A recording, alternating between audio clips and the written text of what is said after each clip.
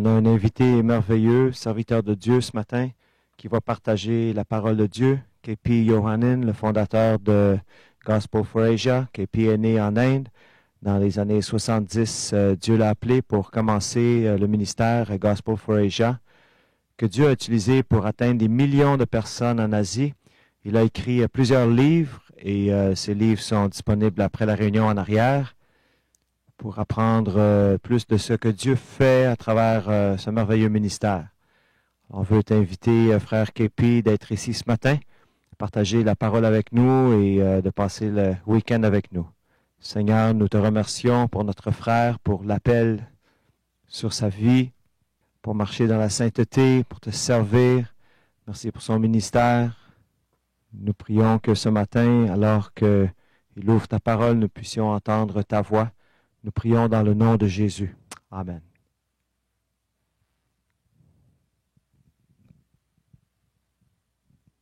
J'aimerais mentionner que si vous allez à la table en arrière, il y a quelques livres. La Révolution dans les missions, presque 3 millions de copies dans plusieurs langues. Une bénédiction pour vous. Vous allez voir ce que Dieu fait. Je reçois des centaines et des centaines de emails qui témoignent de comment le livre a aidé à changer la façon de penser, changer les vies. Combien d'entre vous avez-vous vu le film Slumdog Millionnaire? Incroyable. Les Canadiens passent leur temps à écouter des films. Quand j'ai vu ce film, je pouvais seulement pleurer continuellement. Je vous encourage d'écouter ce film. En Inde seulement, il y a 62 millions d'enfants ouvriers. Un journaliste à Bombay, à Calcutta, expliquait qu'il y a au-dessus de 100 000 enfants dans ces deux villes qui vivent dans les rues, qui ne savent pas qui sont leurs parents. Et le film parle de ce type qui prend des enfants dans la rue pour les transformer dans des mendiants. Il y a cette histoire de comment il a pris du chloroforme pour endormir un enfant de 6 ou 7 ans et ensuite de prendre de l'huile bouillante, le mettre sur ses yeux pour l'aveugler, le rendre aveugle, d'en faire un mendiant. J'aimerais vous dire que c'est un conte de fées, mais c'est la réalité. Ces choses arrivent. Par la grâce de Dieu, notre mission, nous avons été capables de sauver 60 000 enfants, leur donner une éducation, de la nourriture et des vêtements. Et nous avons 500 centres établis qui font un ministère auprès des enfants Dalit. Ce livre parle des changements incroyables qui se passent et de toutes les histoires. Nous avons produit 50 000 copies qui sont parties en un mois. Nous en produisons 100 000 autres. Elles vont partir rapidement. On a un livre ici qui s'appelle « Toucher la sainteté », mais un autre livre, « Le chemin de la réalité ». Un pasteur fameux, Erwin Luxor, a écrit la préface de ce livre. C'est un livre assez puissant. Ça coûte quelques dollars pour obtenir ces livres. Vous pouvez aller les chercher, mais même si vous n'avez pas d'argent, je vous donne la permission de voler tous les livres que vous voulez. Je n'en retire aucun argent de toute façon. Et quand vous serez sous la conviction, vous pourrez vous repentir plus tard. Mais c'est vraiment, ils sont là pour que vous puissiez les prendre. Et tout l'argent que vous donnez, ça va à l'œuvre du Seigneur de toute façon. On a aussi une brochure. Pouvez-vous mourir à vous-même pendant 1 an? L'école de disciples de notre ministère qui est au Dallas, au Texas. On a une centaine de familles sur notre staff. Et notre invitation, c'est nous avons 25-30 jeunes personnes qui viennent passer 1 an avec nous. On les envoie aussi outre-mer. Nous voulons avoir le temps de faire un impact dans leur vie pour leur renouveler leur perspective pour le reste de leur vie. Et nous avons un taux de succès de 100%. Alors, si vous voulez vous débarrasser de vos jeunes, alors allez chercher ceci. Et vous, les jeunes, c'est une opportunité unique de découvrir notre ministère. Vous comprenez mon anglais? Merci, ça me rend heureux. Vous savez, je suis allé aux États-Unis en 1974. Pendant les 2 premières semaines, quoi que je dise, on me demandait de répéter. On ne comprenait pas. Un ami, Richard, m'a dit un jour, « Fais-toi-en pas, KP. Tu parles anglais et eux parlent texan. » Ça m'a aidé immensément. Je veux vous parler au sujet de comment on doit vivre notre vie alors que nous suivons le Seigneur. Nous allons tourner dans 1 Jean, chapitre 2, verset 6. 1 Jean, chapitre 2, verset 6.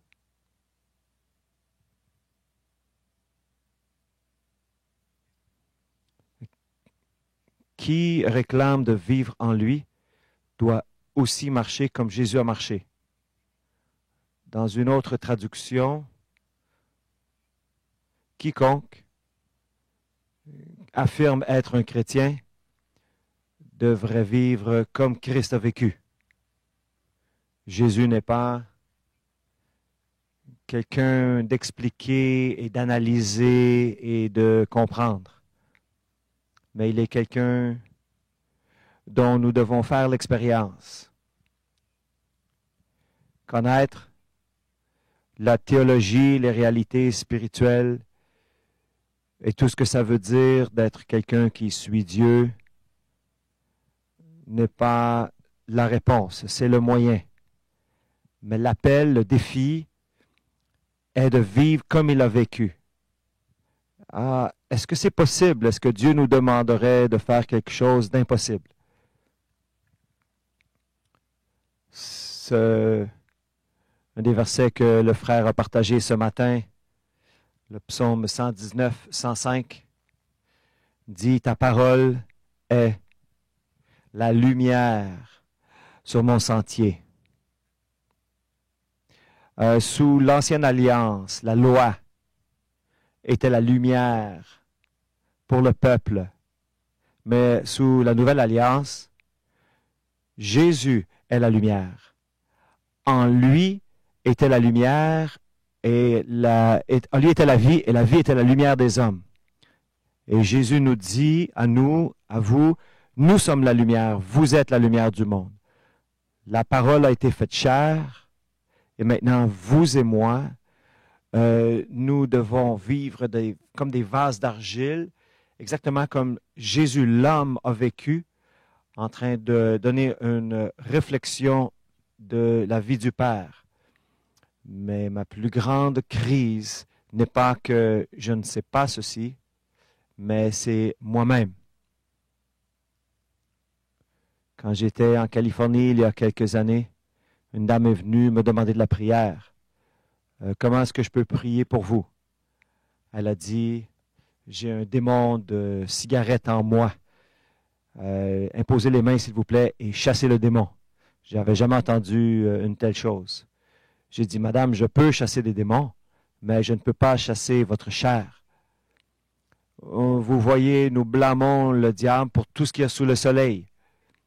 Ah, je suis tenté, le diable a dit ceci. Le diable dit, de quoi tu parles? J'ai aucune idée de quoi tu parles. Je ne t'ai pas fait faire ça, c'est toi qui as choisi de faire ça.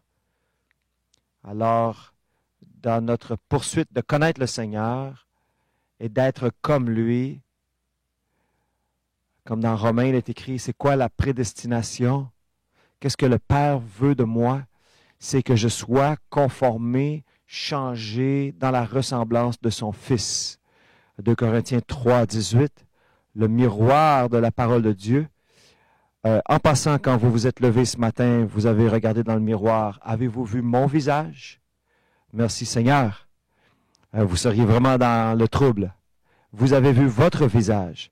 Mais les Écritures nous disent que lorsque nous regardons dans le miroir, nous voyons le visage de Christ et le Saint-Esprit qui te change, qui nous change dans l'image que nous voyons dans le miroir de la parole de Dieu. Mais le problème, ce n'est pas que nous ne savons pas. Ce n'est pas que nous ne voyons pas.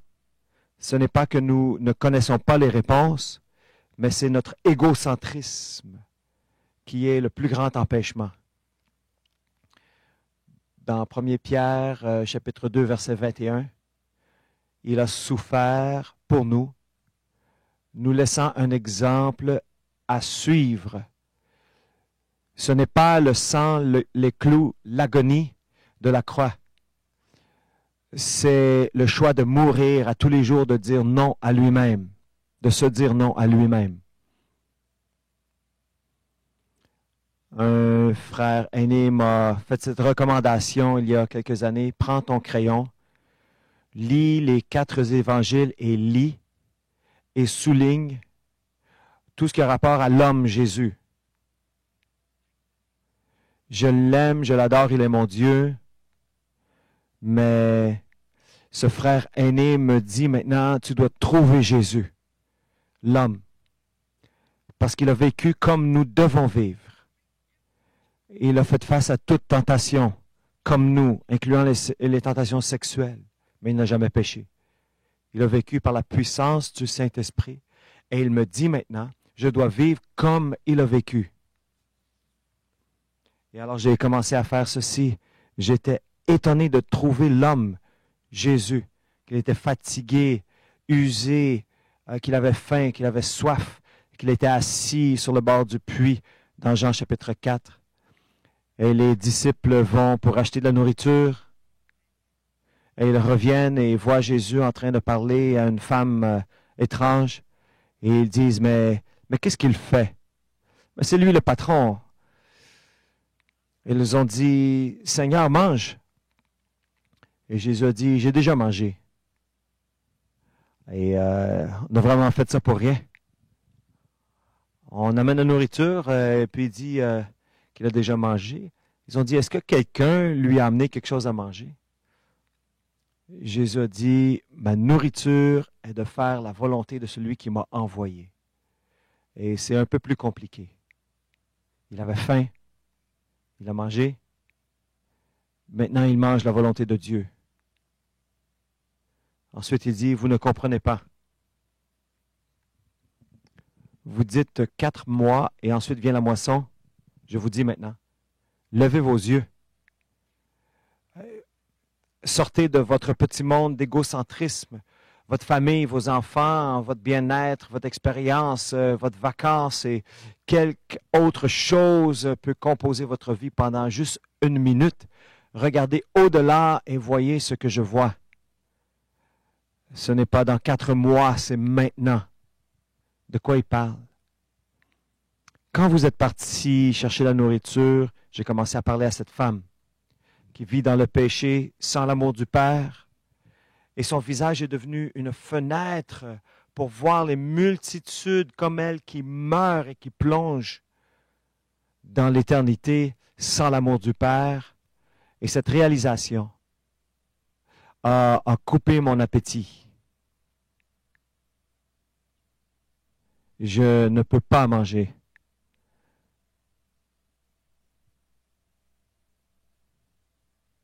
Est-ce que je deviens de plus en plus comme mon Seigneur? Je me demande à moi-même, à chaque jour, je dois dire, j'ai encore beaucoup de route à faire. Et je dois prier, demander son aide. Je vous demande, pas pour vous condamner, vous mettre la culpabilité. Je vous demande comme un frère en Christ, dans ce cheminement. C'est quand la dernière fois que votre cœur a été tellement brisé pour 2% de la population de votre ville qui ne viennent pas à l'église et que vous avez décidé de prier, de jeûner pour 1 semaine. C'était quand la dernière fois que vous avez entendu parler de l'Afghanistan, du Bangladesh ou d'un endroit où des millions et des millions n'ont jamais entendu le nom de Christ. Comment est-ce que 80 000 personnes plongent dans l'éternité sans avoir jamais entendu le nom de Dieu? C'est quand la dernière fois que ça a brisé votre cœur, que vous avez décidé de passer 1 semaine ou 1 semaine en prière ou en jeûne, et que vous avez dit non à la vacance, non à cette chose matérielle à laquelle vous rêvez. non à ces choses dont vous rêvez et pour embrasser la simplicité et la douleur et l'agonie. C'est quand la dernière fois que vous avez dit, je refuse d'acheter plus de livres, plus de DVD, plus de CD et toutes ces choses. La moitié du monde n'a jamais entendu le nom de Jésus qui se couche à l'estomac vide, nu, assez, c'est assez. Et je choisis le chemin de la souffrance que personne ne vous impose. Et mes chers frères et sœurs, quelqu'un comme moi qui a passé 8 ans dans les rues de l'Inde, Bangladesh, avant d'aller aux États-Unis pour étudier la théologie, comment puis-je oublier les fois où j'ai pleuré dans la rue lorsque je voyais les gens? Comment puis-je oublier d'avoir prié des nuits entières les premiers vendredis du mois avec d'autres? Comment puis-je oublier les fois que j'ai été battu, abusé pour avoir prêché l'Évangile? Comment puis-je oublier les millions dans les bidonvilles qui vivent dans la souffrance et la douleur? Mais maintenant, après avoir passé à travers le séminaire, pris une église baptiste Dallas au Texas, avoir assez de ressources financières qui venaient de mes beaux-parents en Allemagne, je me suis retrouvé en train de changer. Je ne me reconnaissais plus. Je prêchais plusieurs fois par semaine pendant mon éducation, pendant que j'étais en train de m'éduquer. Maintenant, ça me prenait une demi-heure pour savoir comment agencer les couleurs de mes vêtements. J'ai lu un livre, La beauté des couleurs. Les gars, les hommes, si vous ne comprenez pas, demandez à vos femmes. J'avais 70 cravates de soie d'Europe, des complets dont j'ai honte aujourd'hui de l'argent que je dépensais pour les acheter. Si j'avais une montre, il fallait que ça soit la plus dispendieuse. J'avais des livres dans ma bibliothèque que je lisais même pas. Et en 2 ans et demi de ma vie comme ça, je n'étais plus la personne que j'étais. Le monde pensait que j'étais vraiment quelque chose. Mes professeurs pensaient vraiment que j'étais quelque chose. Mais j'étais en train de mourir à l'intérieur. Je ne pouvais plus pleurer. Je parlais des missions, de la prière, d'aller, de donner. Je faisais tout ça en tant que pasteur baptiste. Finalement, dans la miséricorde de Dieu, le Seigneur a ouvert mes yeux. Je me souviens, j'étais assis à mon bureau. Je regardais à des Bibles dispendieuses en cuir. Le Seigneur a dit, mon fils, la moitié du monde se couche avec le ventre vide et sans vêtements. Ils n'ont même pas vu une page de la Bible. Qu'est-ce que tu vas faire avec ta vie? Ce n'était pas la culpabilité, la condamnation. Mais avec toutes ces années derrière moi, j'ai commencé à m'habituer à un christianisme complètement différent. Et ça fait 35 ans. J'ai dit, Seigneur, s'il te plaît, prends l'éternité et étends-la sur mes yeux. C'est la prière de quelqu'un d'autre, je l'ai empruntée. Mais ça a fonctionné. C'est merveilleux. Ainsi, lorsque nous regardons autour, le besoin autour de nous et toutes ces choses qui se passent, comment allons-nous y répondre? Il y a 2 façons. Premièrement, on peut dire, quelle opportunité, quel défi, nous avons les ressources, nous avons l'argent, le budget, les gens. Allons-y, faisons-le. Une pensée pratique. Motivée par les opportunités qui sont devant nous. Ou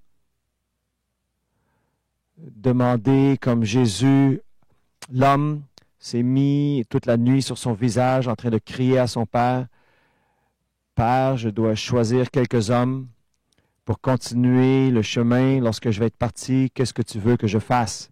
Et le Père a dit, va sur le bord de l'eau, trouve ceux que personne ne veut.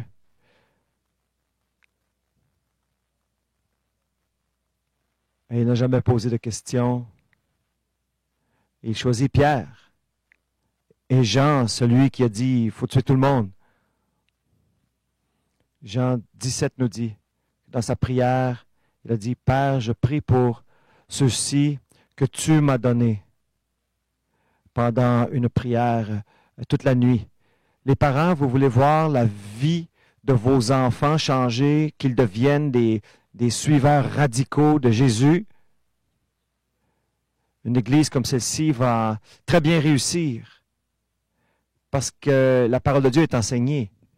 Mais les possibilités, si vous, au lieu de dépenser de l'argent pour avoir plus de choses, vous étiez sur votre visage le jour et la nuit en train de crier à Dieu pour vos enfants et de marcher avec humilité, brisement, simplicité.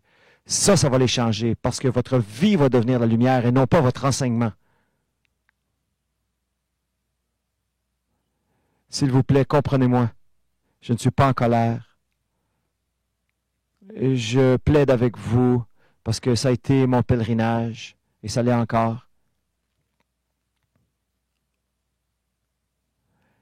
Pendant 4000 ans, il a attendu au ciel, regarder le monde entier dans les ténèbres, jusqu'à ce que le Père dise, « Fils, maintenant tu vas aller. » Ensuite, pendant 30 ans, il a regardé la création de ses mains dans tant de difficultés. Le Père finalement dit, « Maintenant va. »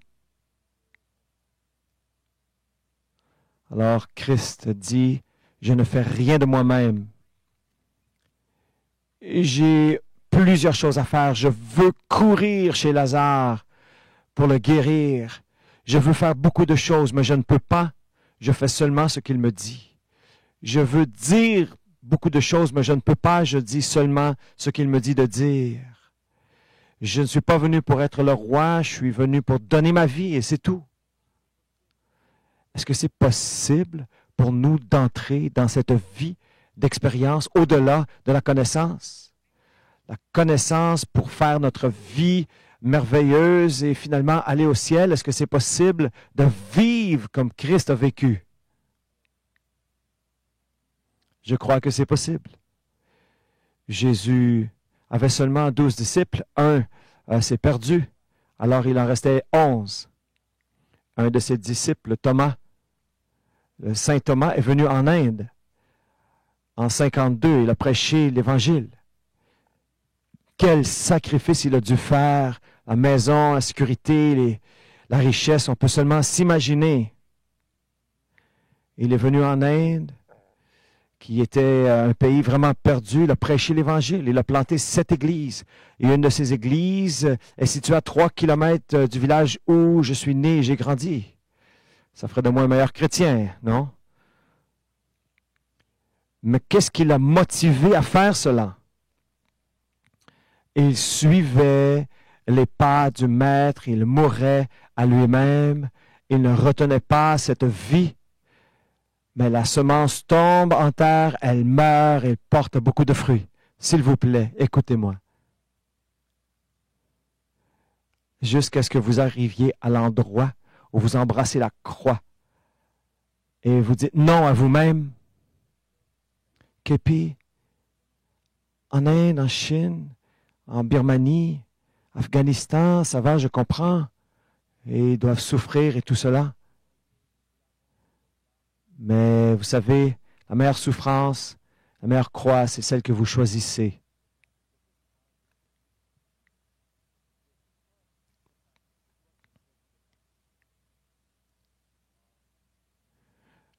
La réponse au monde et à tout ce qu'on voit, ce n'est pas plus, c'est moins.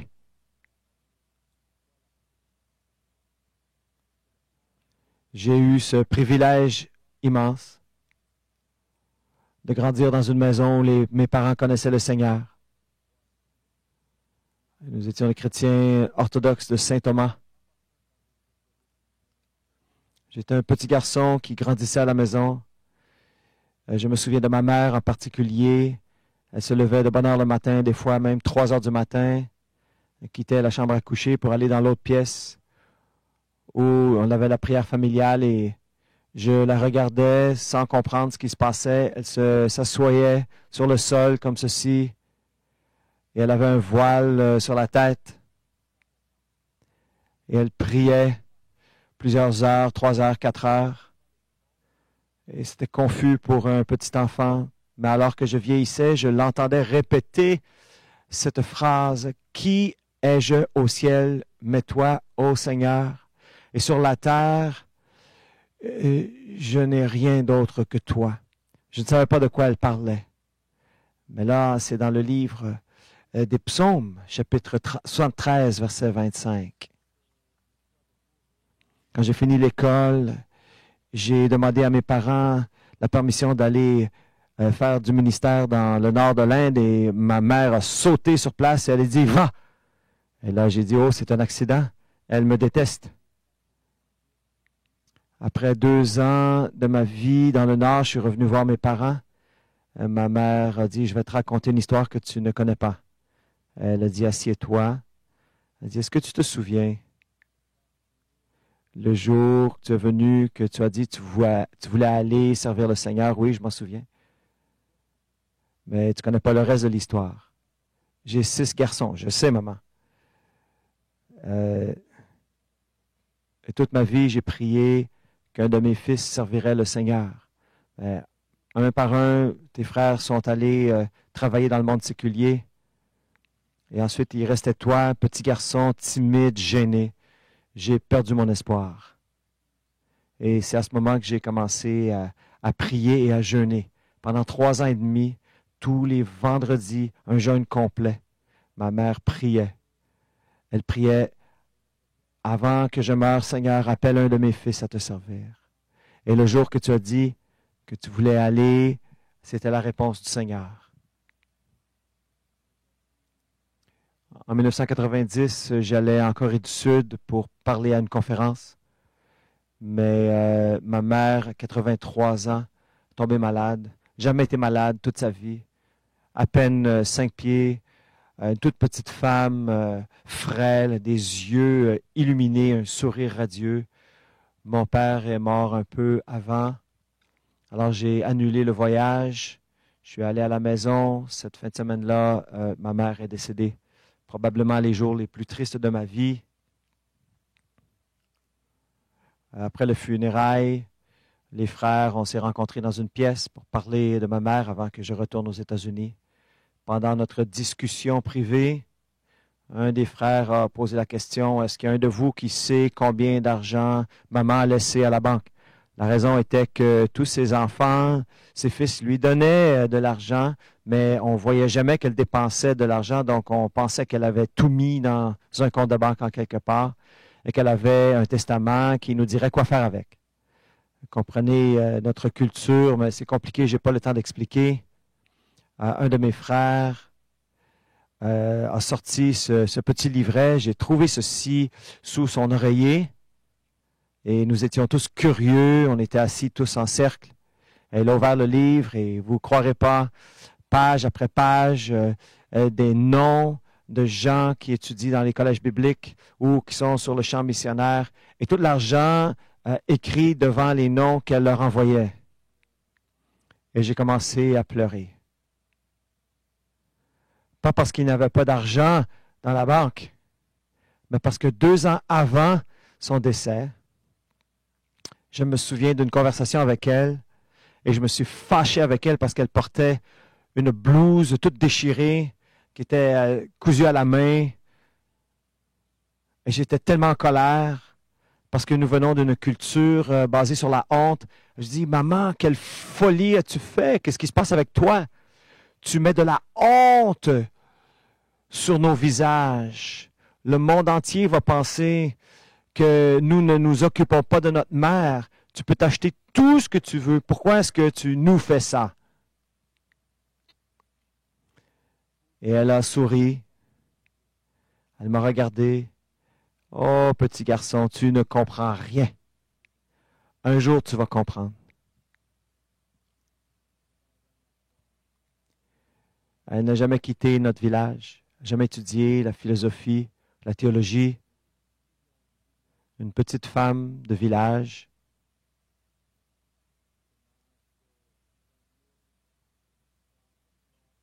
Mais elle aimait le Seigneur, plus que la vie, plus que tout, plus que personne. Et maintenant, dans cette pièce avec mes frères, c'est comme si ma mère est venue mettre son bras autour de moi et m'a dit, « Mon fils, maintenant, tu comprends. J'aurais pu m'acheter une robe neuve à tous les mois. Je ne devais pas passer les jours sur mes genoux. Mais je voyais quelque chose que les autres ne voyaient pas. Mon fils, ça vaut la peine de le servir et de l'aimer. » La dernière chose qu'elle nous a laissée, elle a dit, tout ce que je vais laisser, c'est mes boucles d'oreilles, mon jonc de mariage et la chaîne en or que mon mari m'a donnée. Lorsque j'avais 19 ans, je veux que vous les vendiez et donniez l'argent pour prêcher l'Évangile, pour que les gens soient sauvés, que je les vois un jour au ciel. Je peux vous assurer. Elle n'a pas fait ce qu'elle a fait parce que elle avait la théologie et la philosophie et les défis missionnaires ou les conférences missionnaires. Non. Elle avait ce cheminement personnel avec le Seigneur. Des fois, il y avait un regard distant dans ses yeux. C'est comme si elle n'était pas là. Colossiens chapitre 3. Elle avait compris. Je dois terminer. Une des questions que le Seigneur m'a posées alors que j'étais dans mon bureau et que j'avais ma plume Mont Blanc de 600 $ dans les mains.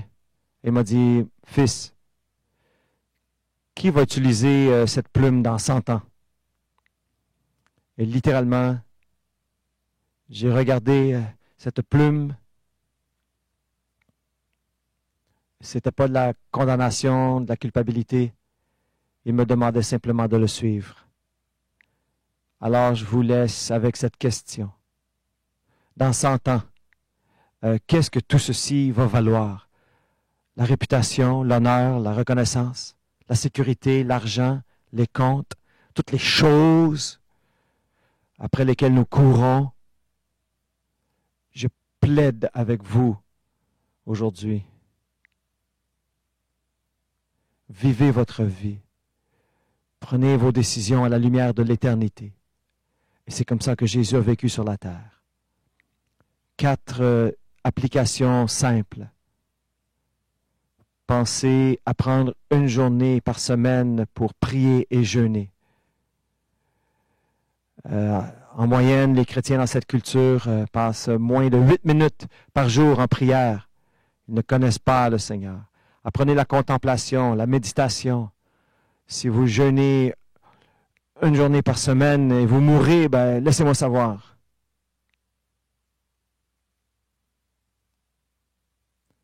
Demandez-lui, il va vous donner la grâce. Deuxièmement, je suis convaincu que le pire ennemi de la spiritualité est le confort, la facilité, le matérialisme et toutes ces choses. Apprenez à embrasser la simplicité. Il y a 35 ans, lorsque j'ai fait ce choix, Seigneur, je vais garder 2 vestons et quelques vêtements. Est-ce que je parais mal? Personne ne se soucie comment vous paraissez. La mode, ça va, ça vient. Comprenez-moi bien, j'ai des amis qui sont des multimillionnaires, qui ont des Mercedes et des BMW, mais qui marchent avec le Seigneur de façon intime et qui sont en train de changer le monde. Alors, je ne veux pas vous parler de la maison, des voitures, ne faites pas ça à vous-même. Mais vous devez le suivre selon sa direction. Et une des clés, c'est la simplicité. Troisièmement, certains d'entre vous, le Seigneur vous appelle à abandonner tout ce que vous connaissez, les conforts, le travail. Certaines sœurs, le Seigneur vous appelle à quitter votre travail, rester à la maison, à prier, agoniser, élever vos enfants, d'abandonner cette occupation. D'autres vous appellent au champ missionnaire, même pour un temps, un court temps. Obéissez-lui. Il ne reste pas beaucoup de temps. Finalement, les gens comme nous plaidons. Peut-être vous ne pouvez pas aller vivre au Bhoutan, ou en Chine, ou en Inde, ou au Sri Lanka. Vous pouvez prier. Vous pouvez aider avec les finances et avec la prière ceux qui sont prêts à aller. Que le Seigneur nous aide à marcher sur la terre comme lui-même, notre Seigneur, a marché. Amen.